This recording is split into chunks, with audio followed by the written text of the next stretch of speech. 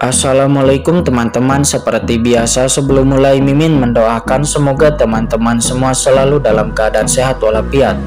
Oke, kali ini kita akan melanjutkan Martial Master versi novel bagian 1792. Bagi yang baru bergabung, selamat bergabung, dan bagi yang belum subscribe dulu lah agar Mimin tambah semangat lagi nih bikin videonya. Oke, kalau sudah kita langsung masuk ke isi ceritanya.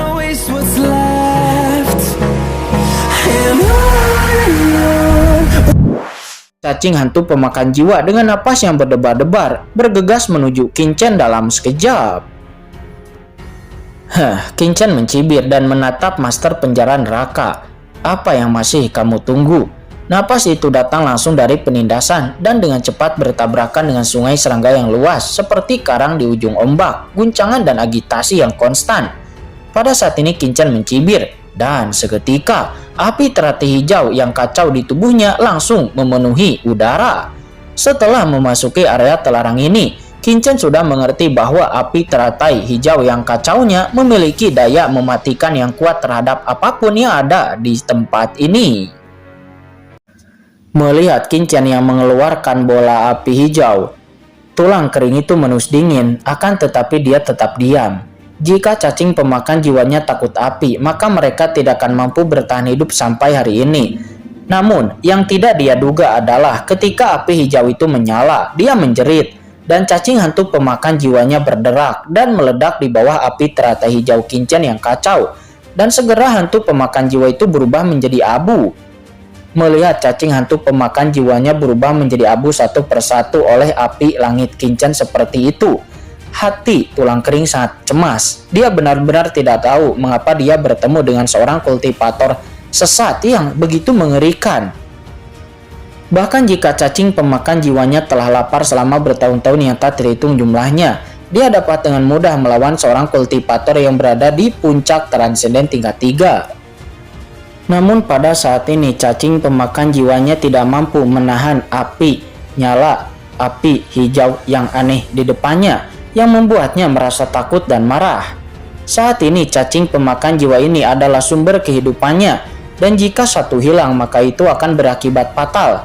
Selama dia memulihkan kekuatan cacing pemakan jiwa ini, tidak peduli seberapa kuat api di dunia bawah, selama itu bukan api tingkat kaisar, dia tidak akan takut. Tapi bagaimana cacing pemakan jiwanya ini bisa mati di sini dengan sangat mudah? Api macam apa ini? Ketakutan dan kemarahan di dalam hatinya. Tulang-tulang yang mati terus-menerus melepaskan gelombang roh dan jiwa yang unik. Dengan suara keras, serangga hantu pemakan jiwa yang tak terhitung jumlahnya yang memenuhi seluruh aula tiba-tiba memberontak. Dan langit yang dipenuhi dengan serangga hantu pemakan jiwa berubah menjadi lautan yang luas. Dalam sekejap, dia kembali ke tubuh tulang yang layu itu, membentuk pusaran seperti badai. Bunuh! Dengan teriakan keras, pusaran sungai cacing yang tak terhitung jumlahnya menyapu ke arah Qin-Chen dengan putus asa. Kali ini, jumlah cacing di sungai itu puluhan kali lebih banyak daripada yang dihadapi Qin-Chen di awal, dan cacing hitam pekat yang padat hampir menutupi dunia. Melihat cacing hantu itu, Qin-Chen tiba-tiba teringat pada adegan ketika dia menyapu benua Tianwu dengan semut kecil dan api kecil Xiaoyi dan Xiaohuo. Sekarang, semut kecil dan api kecil Xiaoyi dan Xiaohuo telah tidur di dunia kacaunya. Itu karena mereka tidak memiliki cukup makanan untuk memasuki ranah transendensi. Dan setelah membunuh Wan Qi Xiejun di istana Raja Hantu, Qin-Chen telah menggunakan sumber pembunuh Wan Qi Xiejun dan kekuatan serangga roh Wan Qi Xiejun untuk memelihara Xiaoyi dan Xiaohuo. Selama waktu itu, saya benar-benar bertemu dengan orang ini yang dikenal sebagai Kaisar Cacing Dunia Bawah lagi. Menghadapi cacing-cacing hitam di seluruh langit, Qin-Chen pun mendorong api teratai hijau yang kacau dengan ekstrim tanpa ragu dan duar. Api yang menyala-nyala menyebar seperti lautan luas dalam sekejap, menutupi dunia ke segala arah. Wajah Qin-Chen acuh tak acuh, dan Qin-Chen mendorong kesadaran spiritualnya ke ekstrim. Api teratai hijau yang kacau di atas kepalanya meledak secara seketika seperti matahari yang menyilaukan. Seketika cacing hantu pemakan jiwa yang tak terhitung jumlahnya tiba-tiba mengeluarkan jeritan melengking dan langsung terbakar menjadi abu yang tak berujung. Namun ada terlalu banyak serangga hantu pemakan jiwa di depan, dan itu masih berbondong-bondong ke arah Qingchen dalam aliran yang stabil. Tapi mereka berubah menjadi abu di bawah nyala api hijau yang mengerikan, dan cara unik serangga menyebar ke seluruh dunia. Melihat pemandangan ini, tulang kering di depan menjadi semakin bergetar, jejak ketakutan muncul di hatinya. Jika dia terus bertarung seperti ini, maka dia mungkin tidak akan dapat menembus pertahanan api hijau milik lawan. Bahkan jika semua cacing pemakan jiwanya mati. Memikirkan tulang-tulang yang layu ini, hatinya menjadi kejam dan dia ingin segera meninggalkan tempat ini. Sekarang dia benar-benar tidak ingin melawan Qingchen di sini. Kultivator muda yang berada di ranah Transcendent ini terlalu aneh. Dia tidak hanya melihat melalui rencananya dari awal, tetapi dia bahkan dapat menampilkan domainnya sendiri di sini dan menekan dirinya sendiri sampai batas tertentu. Dan yang lebih mengerikan adalah nyala api hijau yang dia tunjukkan untuk dapat memiliki penindasan yang mengerikan terhadap cacing hantu pemakan jiwanya. Boom, segera tulang kering itu dengan gila mendesak cacing pemakan jiwa yang tak terhitung jumlahnya di sekitarnya. Dan pada saat yang sama tiba-tiba melangkah maju. Cahaya jiwa yang aneh mengalir pada tulang kering hitamnya. Dan pada saat yang sama napas ruang yang unik meresap. Dan keempat penjuru kekosongan tiba-tiba berputar perlahan. Qingchen segera merasakan bahwa tulang-tulang yang kering itu tampaknya ingin melarikan diri. Tetapi Qingchen dihentikan oleh hantu-hantu serangga pemakan jiwa ini.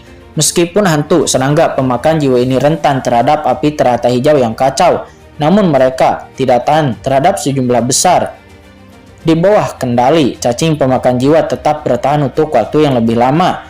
Qingchen tampak santai, akan tetapi sebenarnya Qingchen telah menghabiskan terlalu banyak kekuatannya untuk dapat membunuh serangga hantu pemakan jiwa ini dengan api teratai hijau yang kacau.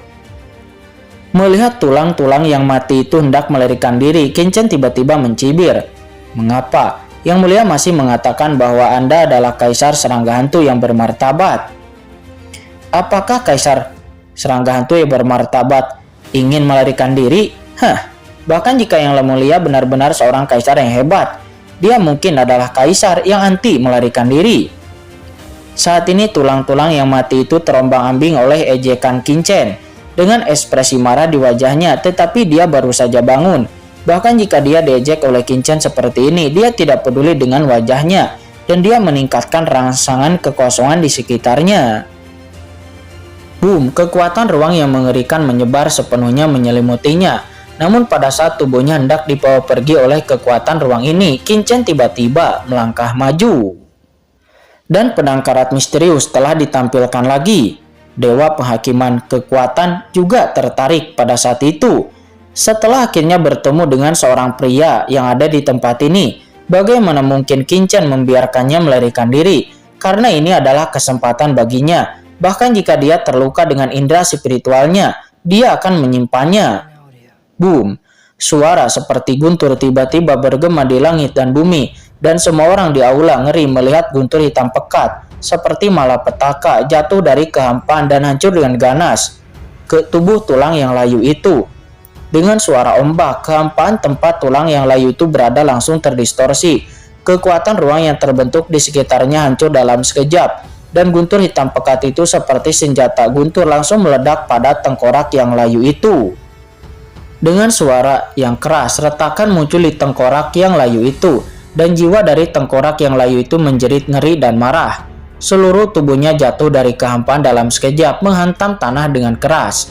Saat dia jatuh ke tanah, tulang itu langsung berdiri dan jiwanya menjadi semakin ketakutan. Dia tidak pernah menyangka bahwa Qingchen akan langsung menghancurkan metode pelariannya. Dan guntur macam apa ini? Mengapa bisa begitu kuat di aula ini? Ada keterkejutan dan kemarahan yang tak berujung di antara pupil mata tulang yang kering itu. Dan kali ini tulang yang kering itu benar-benar ketakutan.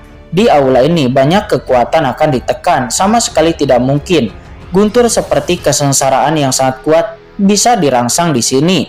Dan alasan mengapa dia dapat membangkitkan ruang di sekitarnya adalah karena dia telah berlatih di sini selama bertahun-tahun yang tak terhitung jumlahnya.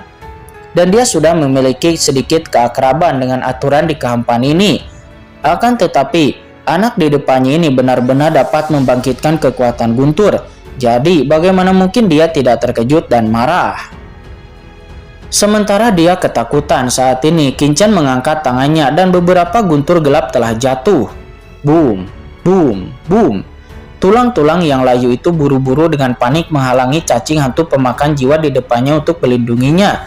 Tapi kali ini, cacing hantu pemakan jiwa itu bahkan lebih tak tertahankan. Di bawah guntur gelap yang dilepaskan oleh Kincen itu langsung berubah menjadi ampas, dan petir yang setebal jari terus menggelegar di udara yang kering di atas tengkorak yang layu itu. Ada suara kosong dan retakan pada tengkorak yang layu itu menjadi semakin meluas. Tulang-tulang yang layu merasakan sakit yang merobek pada jiwanya, dan tengkoraknya mungkin bisa hancur kapan saja. Dia merasakan keputusasaan total dalam hatinya, dan seluruh tubuhnya tidak bisa menahan gemetar. Dirinya adalah kerangka tanpa daging dan darah. Begitu tengkoraknya diledakkan, maka kekuatan guntur gelap akan langsung membombardir di jiwanya, dan tentunya dia pasti akan mati. Tuanku, berhenti. Aku punya sesuatu untuk dikatakan. Aku punya sesuatu untuk dikatakan. Ini salah paham. Ini salah paham. Kata tulang-tulang yang layu itu, dia tidak bisa lagi untuk melawan. Dan dia memanggil cacing hantu pemakan jiwa yang tak terhitung jumlahnya ke sisinya, buru-buru berteriak secara ngeri. Dalam menghadapi kematian, dia langsung memilih untuk mengakui kesalahan dan memohon ampun. Langit yang penuh dengan cacing pemakan jiwa mengelilinginya. Dibandingkan dengan yang luar biasa di awal, sekarang hanya tersisa sekitar sepertiga dari segerombol serangga pemakan jiwa itu, dan momentumnya jelas jauh lebih lemah. Dan matanya yang menatap Kincen bahkan lebih bersinar dengan ketakutan dan keputusasaan. Kesalahpahaman? Apa kesalahpahamannya? Kata Kincen mencibir. Tetapi Kincen tidak terus bergerak. Dia hanya memadatkan guntur hitam legam yang lebih mengerikan di depannya, membuat suara berderak keras. Melihat cahaya guntur yang tebal ini, tulang kering itu tiba-tiba berkedut. Cahaya guntur yang begitu tebal menghantamnya. Jadi ada apa? Kepalanya takut akan terbelah dalam sekejap. Diam-diam dia membencinya. Jika dia berada di masa jayanya, bagaimana dia bisa begitu rendah hati seperti ini? Tapi sekarang dia berhasil bangun. Meskipun dia selamat, tulang-tulangnya sudah sangat lemah, dan dia tidak bisa lagi menahan benturan yang lebih keras. Tuanku, aku sebenarnya bukan Kaisar Cacing Neter, tetapi cacing roh yang berada di sebelah Kaisar. Alasan mengapa aku menyerang tuanku sebelumnya hanya untuk bertahan hidup. Aku berharap tuanku akan melihat Kaisar Cacing Neter dan memberiku jalan keluar. Kata tulang yang layu itu, dia dengan tergesa-gesa berkata dengan panik. Seekor cacing neter di sebelah Kaisar Agung Cacing Neter. Mendengar ini hati Kincen tergerak, tetapi ekspresinya tidak berubah sama sekali. Dia hanya mencibir dan berkata, bukan tidak mungkin untuk bertahan hidup. Singkirkan serangga hantu pemakan jiwamu dan paparkan jiwamu pada kesadaran ilahiku. Biarkan aku menanam segel di kesadaranmu, dan aku mungkin akan mempertimbangkan untuk tidak melanjutkannya, kata Kincen. Menanam segel. Tulang kering itu mendengarnya bergetar, dan aura di tubuhnya melonjak lagi yang mengandung jejak kemarahan. Ini tidak dapat diterima.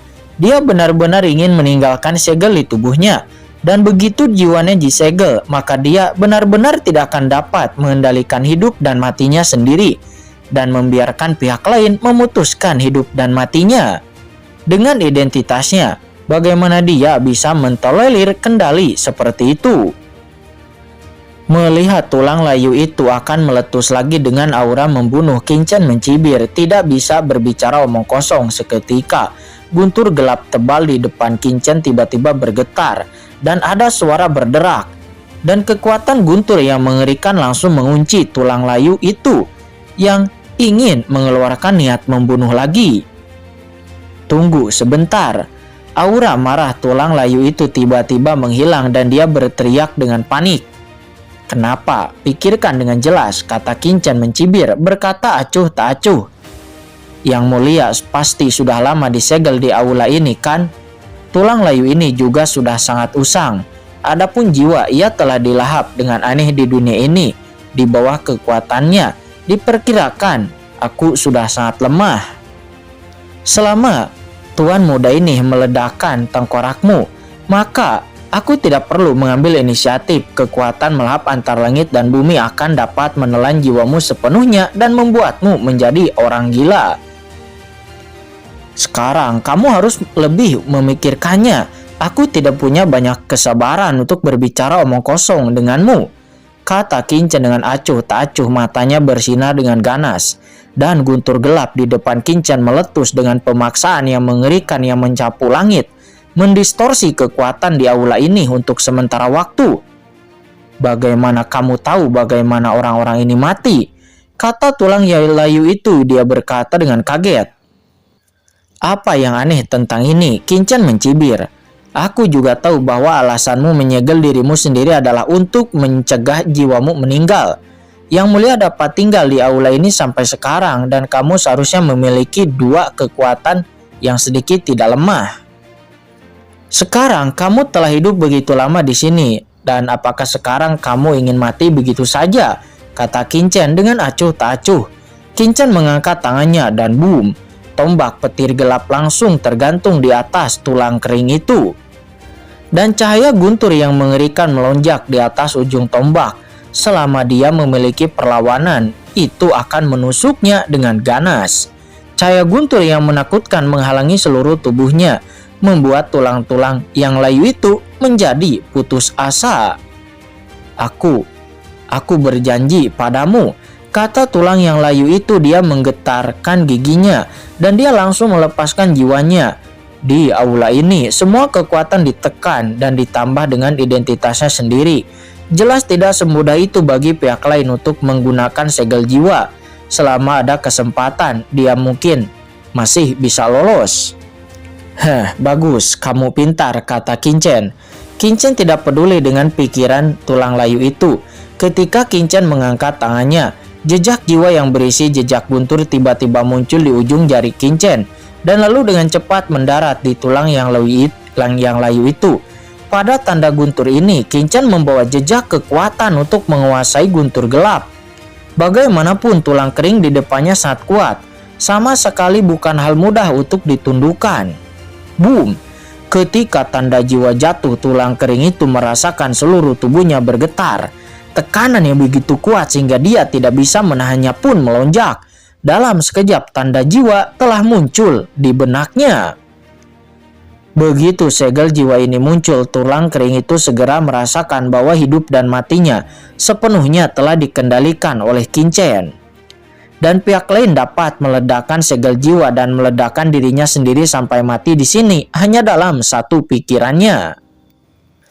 Apa sebenarnya kekuatan ini? Kata tulang kering itu. Dia ingin berpura-pura ditundukkan oleh segel Kincen dan dia sebenarnya hendak melarikan diri secara diam-diam. Namun, jejak ketakutan tiba-tiba muncul di hatinya.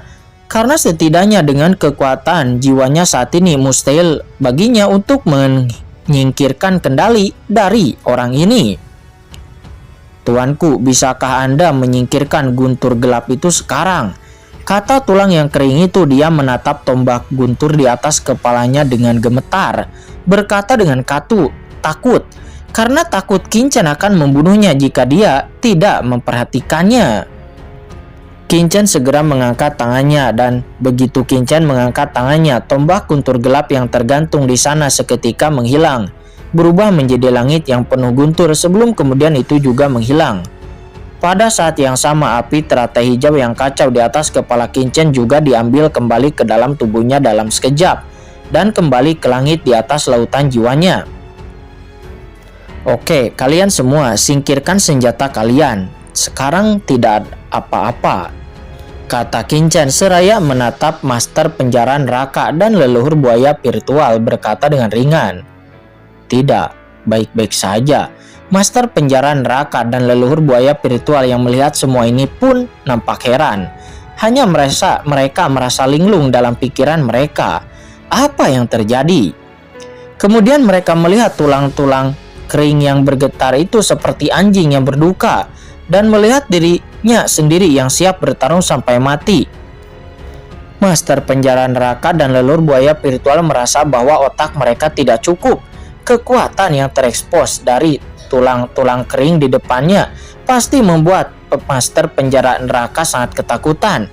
Master Penjara Neraka bahkan memiliki firasat sebelumnya bahwa dia mungkin akan ditanam di sini kali ini. Akan tetapi dia tidak pernah berpikir berapa lama lagi Qin Chen telah memecahkan krisis lawan, dan ahli kuat yang membuatnya merasa sedikit takut telah dijetak oleh kekuatan tanda jiwa oleh Qin Chen sedemikian rupa. Itu menurutnya hampir seperti mimpi.